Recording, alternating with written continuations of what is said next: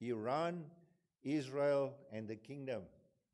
It was 47 years ago that during the 1979 Iran Revolution, or Persian Revolution, the Shah of Iran, Reza Pahlavi, was overthrown and he had to flee Iran, and he ended up in the United States. His combined enemies were Marxists, communists, and Islamists. Those were his main enemies.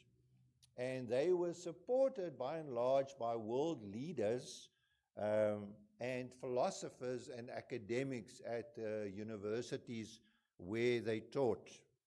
The biggest blunder of all with the overthrow of the Shah, Reza Pahlavi, was probably under the USA, under Jimmy Carter.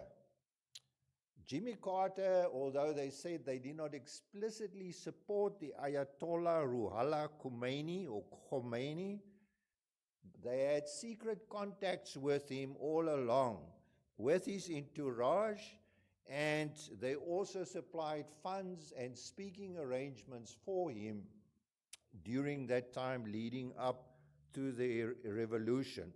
Their explanation why they did that is that they were fearing the influence of Russia in Iran. They were fearing that because a lot of the uprising was instigated by the Marxists and the communists, they thought that Russia would gain a foothold in Iran, and therefore they supported Khomeini. Before that, they supported the Shah, but according to the media narrative, the Shah became increasingly dictatorial in his engagements. The irony was that in 1979, this Ayatollah, who seemed to be a mild-mannered man and promised all kinds of things, he not only overthrew the present government, but he also laid siege to the US Embassy. And it lasted in November 1979, which lasted for 444 days. I think they made a movie about that and how they got the people out. So many critics say that Carter's action was a notorious blunder of American foreign policy that facilitated Khomeini's rise. Although the Americans say they didn't support Khomeini, everything they did supported his rise. Khomeini is only the first of two rulers that ruled Iran after 1979. It was Khomeini and now it's Khamenei. And he's still the present ruler.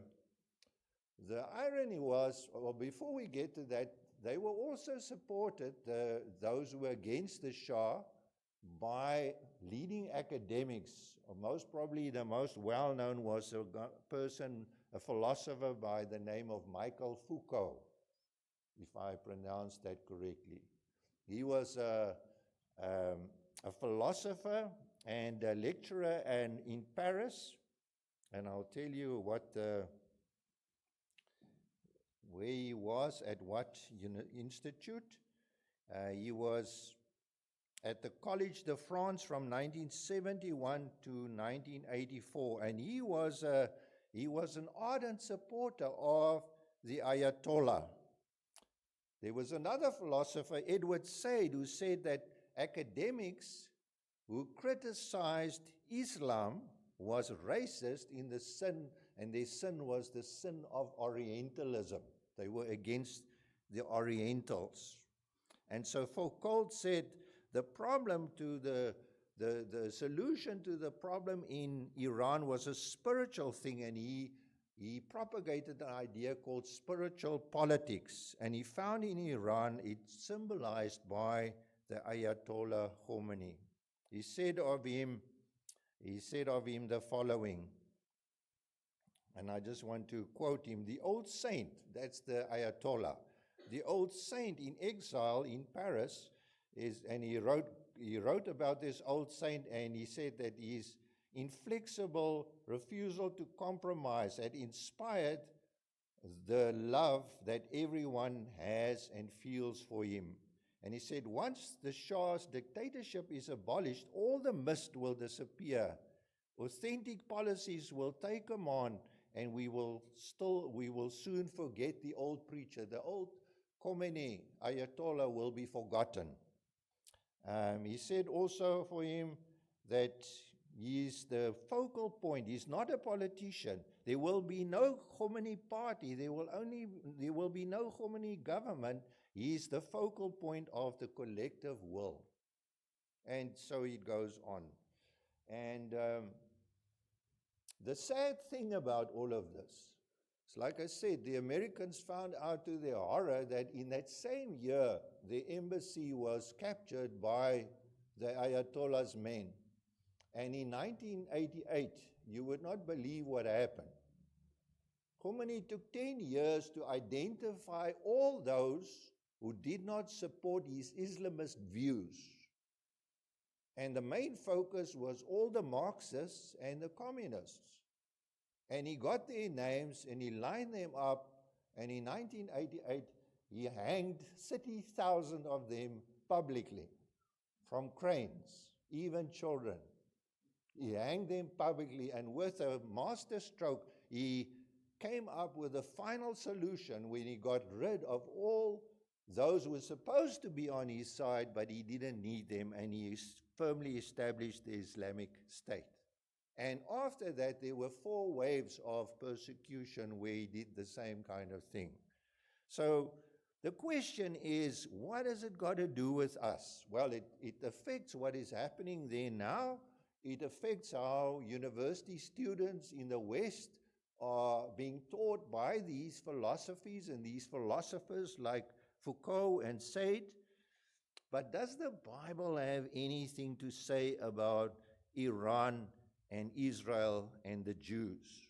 Remember that it wasn't called Iran before 1979. It was called Persia.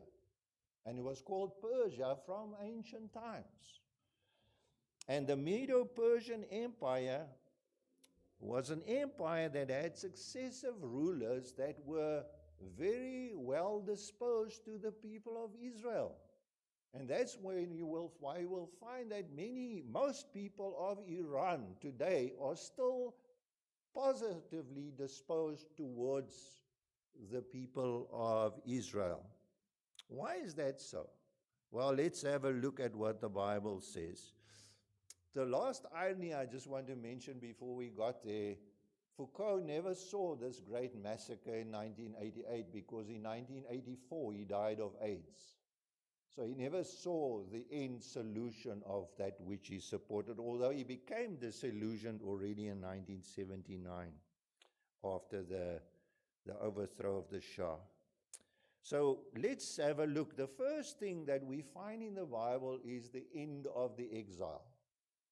We read about a 70-year exile where the people of Israel, the Jews, were sent to Babylon, and they were going to stay there for 70 years.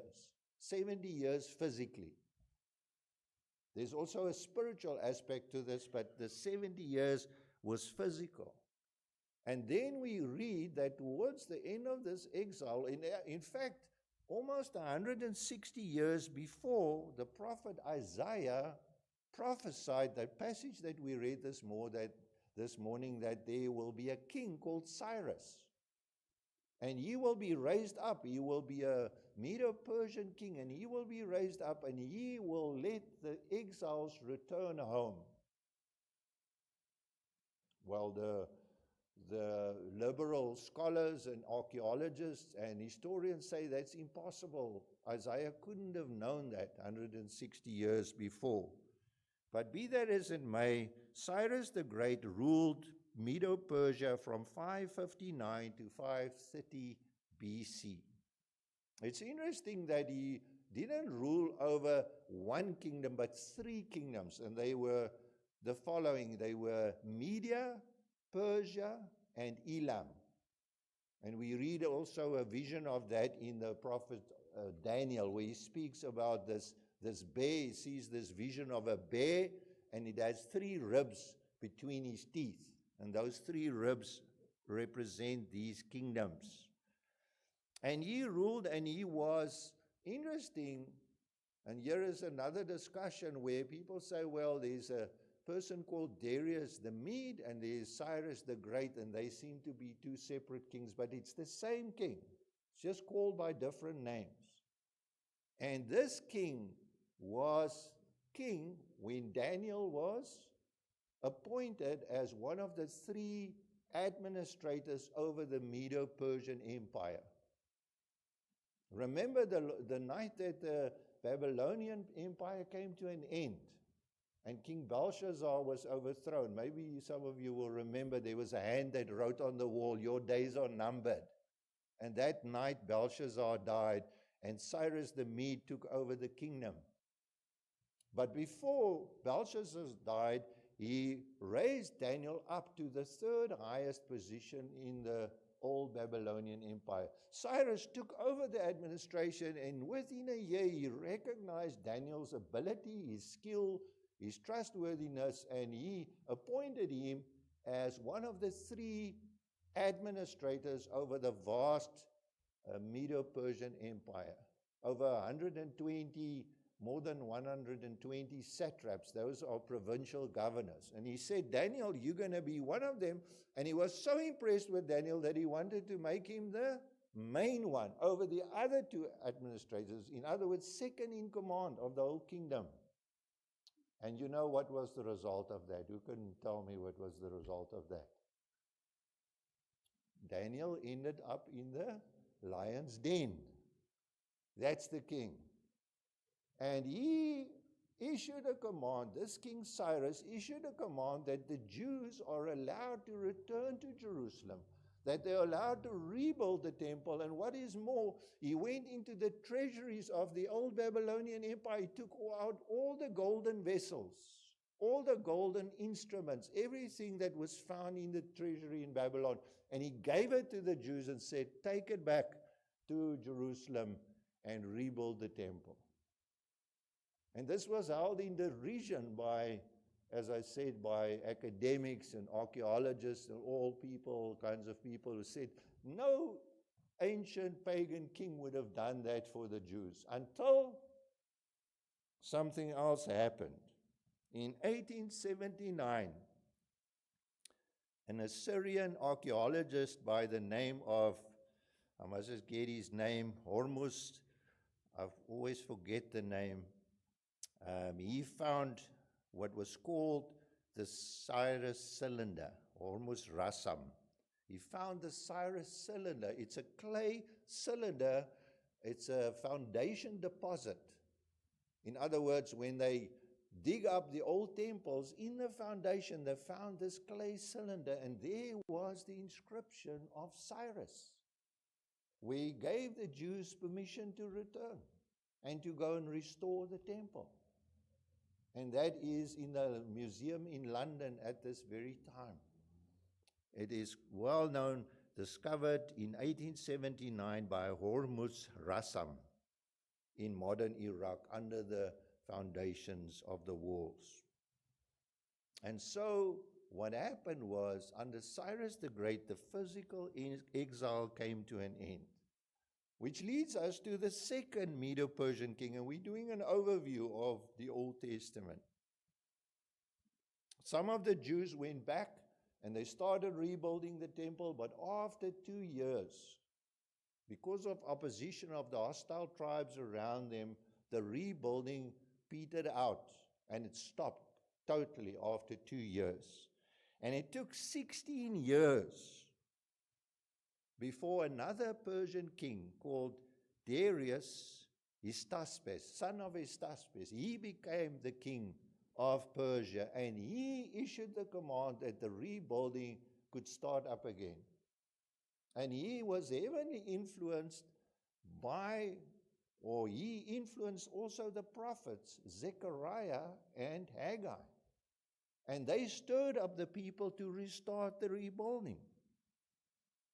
And so when we read the sad news in Ezra 4 verse 24, that the work of the house of God in Jerusalem came to standstill in the second year of Cyrus, the king of Persia, it started up again 16 years later in 1520 BC.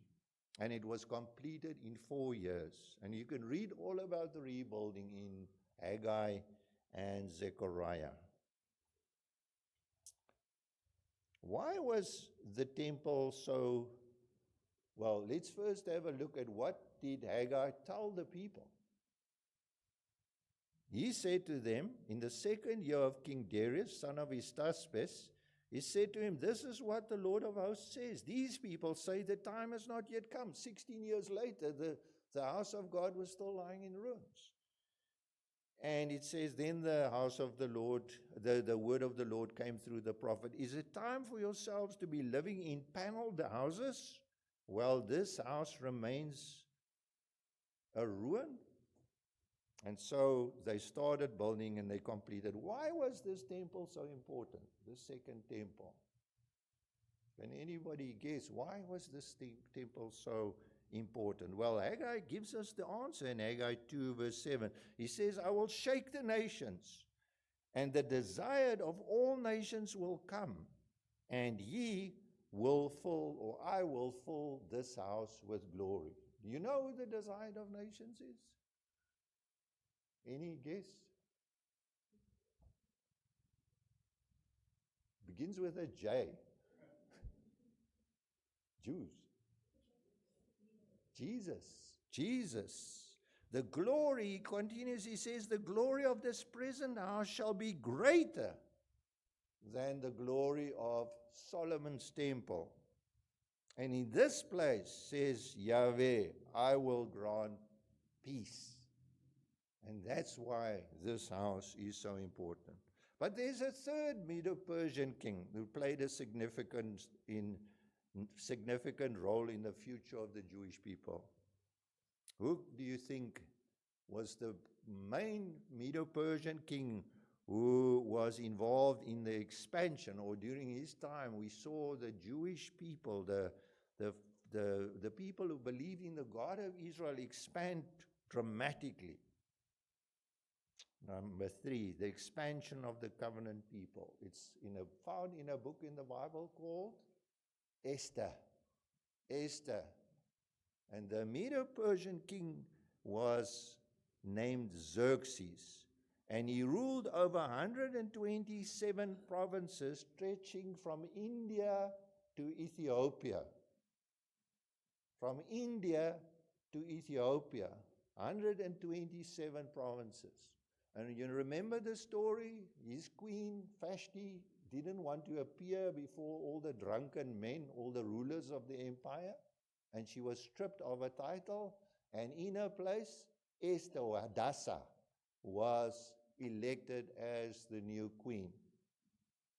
But there was a man called Haman, and he wanted to destroy the Jews. And he built a huge gallows. It looks like this gallows thing is in the blood of the Persians, because the Ayatollah also built huge gallows. And he wanted to hang all the Jews on these gallows until Esther spoke out against him. And you know what the Bible tells us? The most important verse in the book of Esther?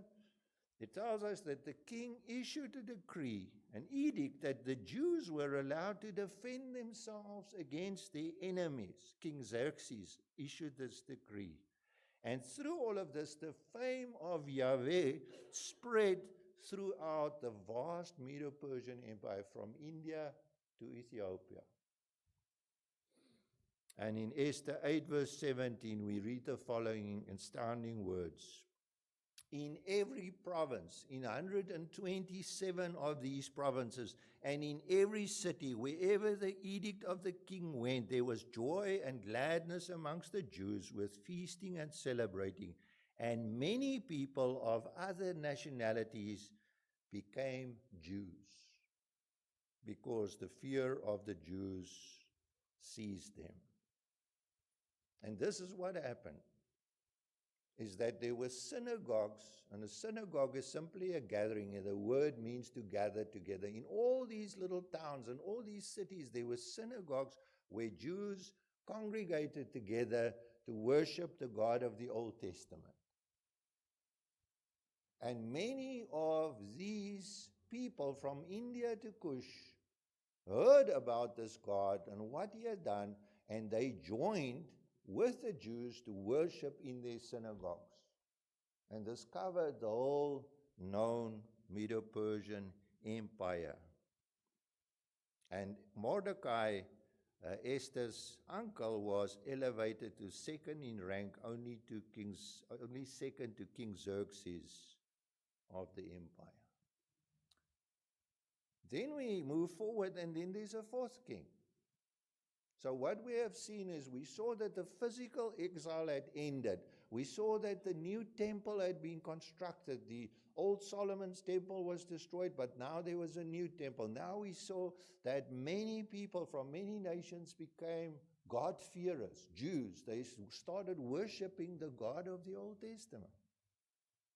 The fourth thing is, Jerusalem was rebuilt. We read about in the book of Ezra and Nehemiah that there was a new king. His name was Artaxerxes, and he issued two commands in 458 BC and 445 BC that Jerusalem could be rebuilt, that they could construct the walls around Jerusalem. He gave the permission. There was opposition from the surrounding tribes, but he issued a decree and said, you may build the walls. You may reconstruct Jerusalem. And you can read all about it in Ezra and Nehemiah. Nehemiah was the cupbearer to the king. He was the one who tasted everything the king drank to see if it wasn't poison. So if he dropped down, then the king wouldn't drink it. So that was his job. And the king asked him, why are you sad? And he says, the city of my fathers lie in ruins. The walls of the city is broken down. And so the king said, go and rebuild the city. Why is this decree so important? Why is it mentioned in the Bible?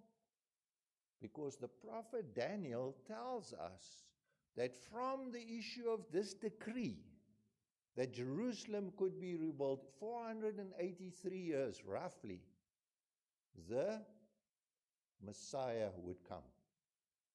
Jesus would come. They didn't know his name was Jesus, but they knew the anointed one would come. And we read about that in the book of Daniel. No one understands this. From the issuing of this decree to restore and rebuild Jerusalem until the anointed one or the Messiah comes, there will be 7 sevens and 62 sevens. 483 years. Which brings us to the coming of Jesus and the day of Pentecost, the declaration of God's wonders to the nations. And here's the final cog in God's plan of salvation. I hope you can see this. I hope you can see this. Israel is in exile. Cyrus says, you can go back. The exile is over. The 70 years are over. You can go back. The temple gets rebuilt under Darius, Hystaspes. Under King Xerxes, the nation of Israel expands. The Jews expand. Many people from many nations, although they didn't physically maybe become Jews, but they worshiped the God of the Old Testament in all the synagogues, all the meeting places all across the empire. And now under King Artaxerxes, they are told you can rebuild Jerusalem. I hope you can see why the people of Israel love Iran and why there's such a close relationship between Iran and Israel. Not the government, the people on the ground. And here's the final cog in the wheel.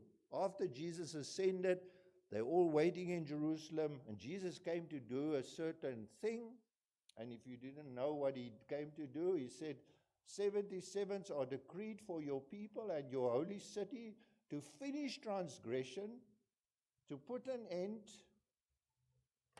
I'm saying the same as Anderson, it's very small, to put an end to sin, to atone for wickedness, to bring in everlasting light, righteousness, to seal up division and prophecy, and to anoint the most holy. That's what's going to happen. And now it's happened And now they're waiting in Jerusalem, the disciples, and they're waiting for the Holy Spirit. And the Holy Spirit comes. And what happens on the day of Pentecost? We read in Acts 2 verse 5, now they were staying in Jerusalem. What? God-fearing Jews from every nation under heaven. Where did you hear that before? You remember Esther? You remember Esther? In 127 provinces, from India to Kush, in every city, wherever the edict of the king went, many people of many nationalities became Jews. These are those people. They are the descendants of those people. And they are in Jerusalem, and they need to hear the gospel. They know the God of the Old Testament, but they don't know the gospel yet. And who were they? We read in verse 9. Parthians. You know who the Parthians are? The Kurds. Those people being slaughtered by Syria at the moment. They the Kurds. They the Parthians. Medes. Darius the Mede. Susa, the capital of Elam. Elamites. These are the Persians. They are in Jerusalem. It says they are there. Parthians, Medes, and Elamites. And we hear, they say the following, we hear these Galileans, these apostles, these disciples of Jesus, declaring the wonders of God in our own tongues. And so God worked out the plan, and He prepared the way. And you know what happened when the day of Pentecost was done, or the week of Pentecost? These people, these 3,000 new believers, would go back to their towns, to their cities, to their countries, and they would take the gospel with them to those lands, to the nations. And to cement all of this in history, 3 of the apostles went to Persia. Thomas, he went to Parthia, to where the Kurds lived. He was martyred in 72 AD in India. He ended up in India, in Kerala, India, on the Malabar coast. Thaddeus, killed with an axe in Armenia. He also went to Persia. Simon the Zealot, martyred in 65 AD.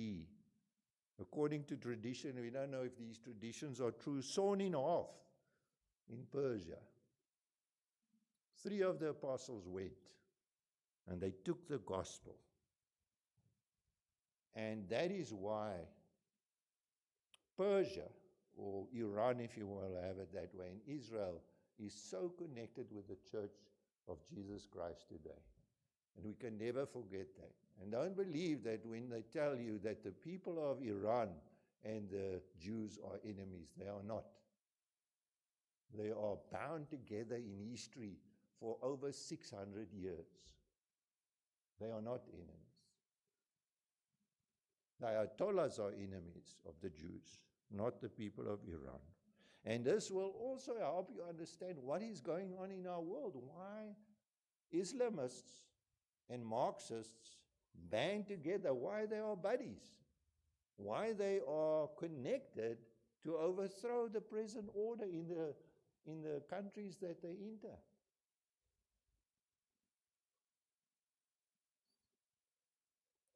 My dear friends, nothing in the Bible is just there by coincidence.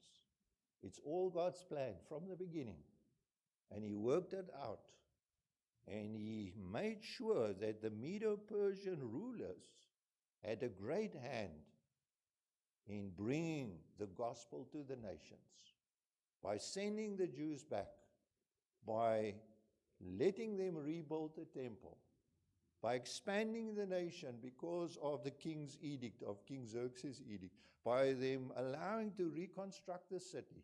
And they are there on the day of Pentecost, and they hear the gospel, and they take the gospel back to their nations. And that is the story of the Medes, or the Medes and the Persians and the Jews in the Bible. Amen.